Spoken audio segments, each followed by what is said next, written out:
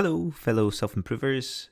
Just a quick reminder that if you fancy a bit more from the Self-Improvement Project, you can subscribe on Spotify for 99p a month, and you get an extra episode a week and an in-depth workshop episode every month.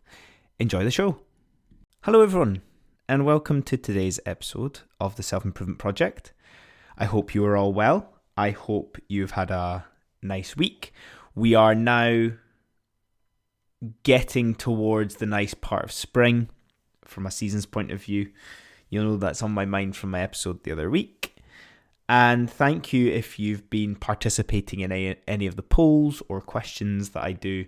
I thoroughly enjoy seeing all of people's opinions, thoughts, perspectives when it comes to their own self-improvement. I spent a lot of time exploring different avenues of interests and opinions that people have with their self-improvement in relation to the podcast, and that'll never end. So please keep participating in those, because I enjoy seeing it, and it actually helps me create stuff around what people want to hear as well. Now,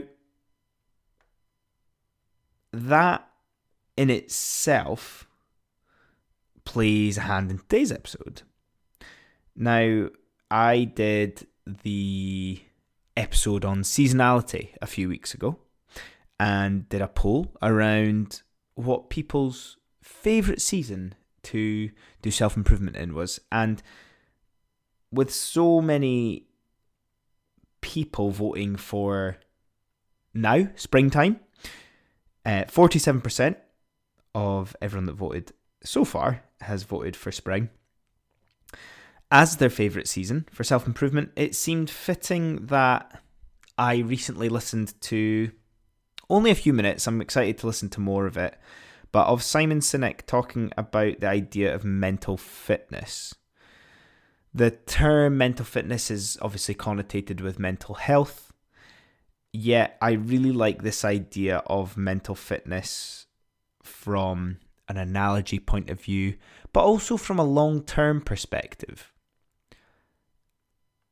Just like physical fitness, our mental fitness and state can fluctuate over time. It's not something that is always stable. It's something we always have to work at. It's something that we can let get really out of hand or out of shape if we don't look after it. And that's where the penny drops for me.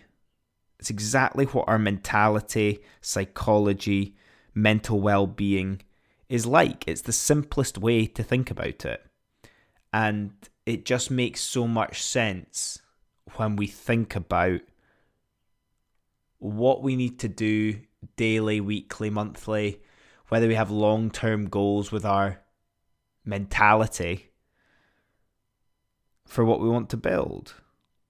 I also like the idea that with physical health, it can take years to build your mental fitness. We can be strong, quick, confident physically, and we can be weak, slow, and doubtful of ourselves physically. And it's exactly the same with our mental state. I truly believe that it's something we need to exercise, pardon the pun, in order to build, maintain, improve, and optimize our state of mind. Yes, they will always go hand in hand, but the actual method of how we use it is so key. I'll explore this a little bit more in this episode, but it's definitely something that I feel on the edge of. I feel like there's going to be so much more to this. Initial Thoughts is doing a workshop for those that subscribe to the podcast to explore it a little bit more. Let's look at some examples anyway. And again, I want to emphasize how I'm thinking long term here. Just like our physical health, you can eat well for a day, but it's not going to make an impact on how you are in the months to come.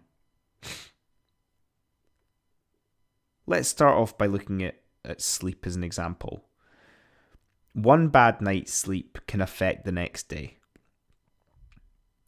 More bad sleeps than good sleeps is a rut.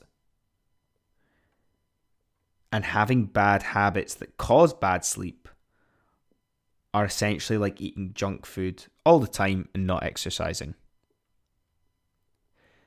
Now let's just purely think of this from a mental side of things.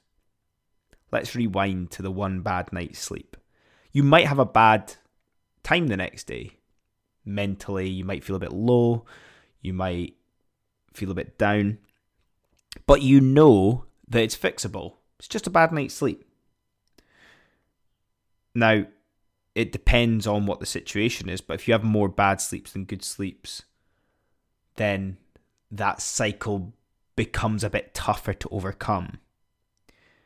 I'm not saying that we should avoid pain or bad times mentally in order to have a better time. It will help us get stronger, but it shouldn't be the end goal. It's the classic do the tough things and life gets easier. Having these bad habits, though, are the key. If you're eating just before bed, if you have irregular sleep times or bed times, essentially, you're maybe having high energy nutrition before bed, you're maybe on your phone a lot and stimulating your mind a lot before you go to sleep. These are all things that we know and are aware that are going to give us a bad sleep, but they're habits. They're things that we need to try to remove, but first of all, we need to replace them. And instead of going into that, all I'm going to summarize here is say this ripple effect, snowball effect of these things ultimately affect our mental fitness, our mental health, and thus our quality of life. Yes, you could try being present, showing gratitude, having a positive mindset, but if you're in a rut with your sleep and you're in a bad mood all the time, your quality of life isn't going to be good and you're not going to be able to even fathom those things. At the same time, I'm not saying that you need to be an athlete. You don't need to be rigid and boring with everything that you do. We all have times where we maybe want to let loose. We want to have a good time. We want to enjoy ourselves. But this is more when we're in a bad rut, we have bad habits, and we need to fix these habits, identity, routines in order to be able to enjoy those moments. When you're trying to make your life better, the basics are so key. The basic, boring things that we need to do are what unlocks us feeling good about ourselves, having a high quality of life, of daily life, but also allows for those opportunities to, right, if you have one bad night's sleep, you know the next few nights, the things that you need to do to get back into feeling good again. Just off the top of my head, I'm thinking of some tools that can help be the equivalent of physical exercise for our mental exercise. Physical fitness, mental fitness. A bit of meditation. I've gone into sleep and how important that can be. Your diet affecting your mood and how you feel. Physical exercise helping your mental well-being. that engagement at work that you have, in work that stretches you, that you're not plateauing, that you're always improving, that you're mastering things. Your relationships with family, with friends, with spouses, the quality of your social life. Do you spend too much time on your phone rather than actually talking to human beings?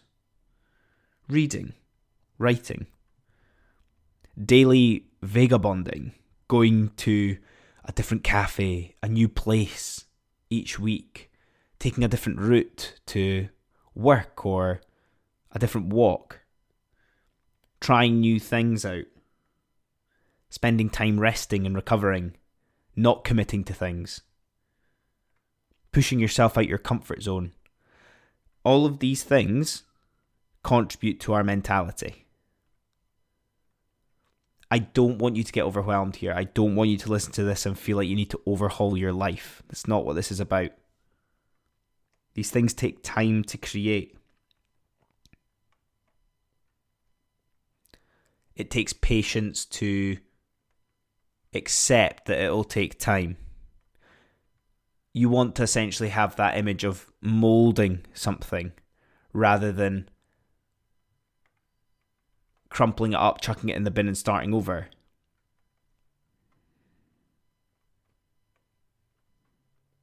There's a nice analogy I've heard again before where you've got your hardware and your software. Your hardware is your physical body and the physical things that you do. Your software is your mental state. If you have these key underpinning fundamentals nailed, it should have an impact on your mental state.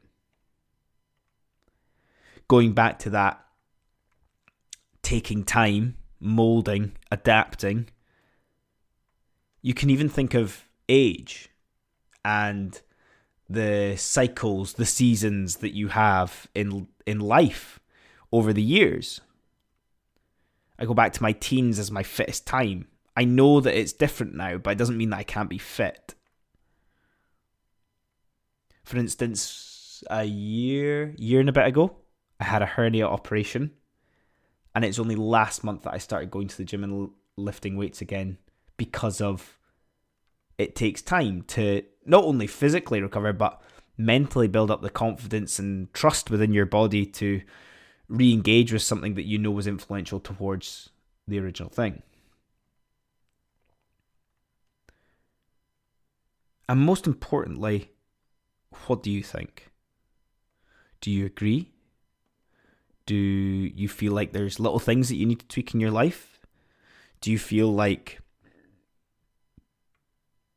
potentially opportunity to optimize things? Maybe on the right path? Maybe really good at a lot of those things, but it's just small things that you need to tweak. This is the ever-long battle when it comes to managing our mindset. Our mentality is just making sure our key fundamentals are ticked off, that we feel good about ourselves from everything that we're doing daily.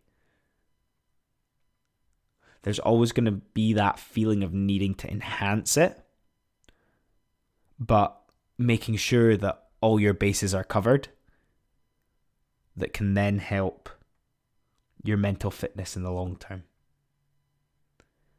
I really like the idea of you have a key, you have the fundamentals, you have a foundation, you have a base to work from. And if you fall off the wagon, or if you need time and space for change, that you can still avert back to the foundation base that you have. I think that's the key thing here. It's not forever, it's always adapting. But do you have those key fundamentals in place? And that's it today. I hope you enjoyed me exploring those thoughts. As I say, I feel definitely in the position of on the edge of something here, on the edge of an idea that I can take further, that I can explore more. And like anything, I always want to hear from you guys as well. So if you have any thoughts about that, share it in the questions, email me. I'll obviously do a little poll because I've been enjoying it as well. And like I've been trying to do in 2023, please share this if you did enjoy it. Send it to someone you respect. Send it to someone you love. Send it to someone that you feel might benefit or take something away in a positive manner from this as well. Otherwise, thanks for listening, and I'll see you all next time. Cheers. Hey guys, me again.